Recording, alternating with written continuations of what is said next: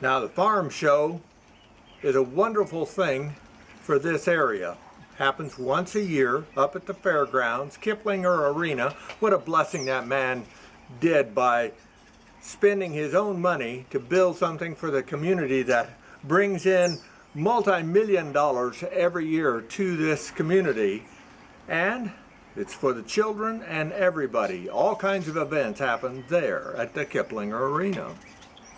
So the farm show, you might say, well, that'd be boring. It's just tractors, farm equipment.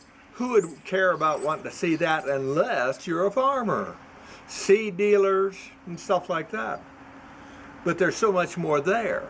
I said there's so much more there.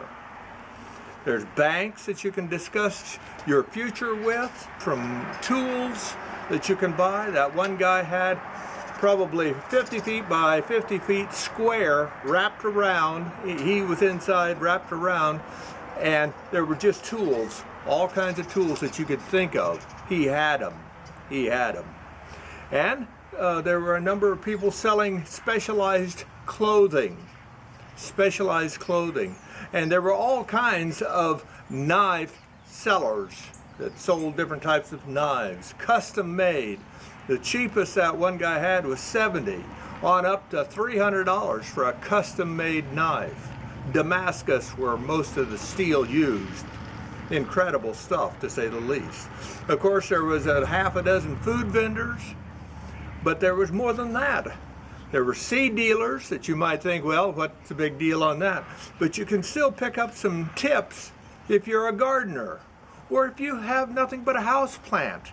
There's some tips there, though, that might help you have a better plant in your house or have a better garden. You bet. And what did I pick up? Well, I got this bad boy. If I can get it open here, my arthritis is testing my religion. And it's a knife sharpener. And I kid you not, just a few strokes of this, I think I did 6, and this bad boy put a heck of a good edge on a knife. And it's got a clip to put it in your pocket, whatever. Something that for under a $10 bill, it was worth buying. There's all kinds of other stuff. Let's see, what else have I got in there?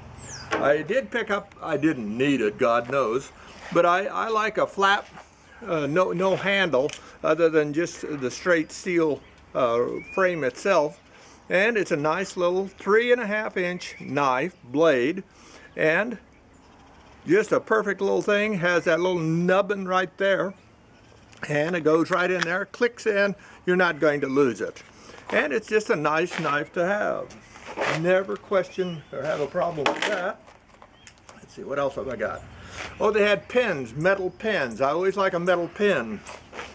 There's all sorts of rules and regulations out there against knives these days, but I'm here to tell you, you can carry a pen. One of the quickest fights I ever saw was a guy that got knocked down by a drunk. And while the guy was on the ground, the drunk was standing over him saying, "Get up, you know, I'm gonna beat the devil out of you." He said worse than that. And the man, he reached up to his pocket and pulled out the pen, keeping it hidden.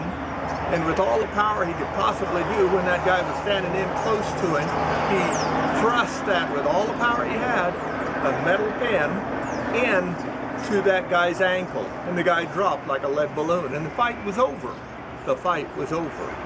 But they had knives of every kind. And so needless to say, if that's something you're interested in, just getting out of the house, you need a reason, and it was free to go. Maybe you should check out the farm shows in your area, and I hope they have them.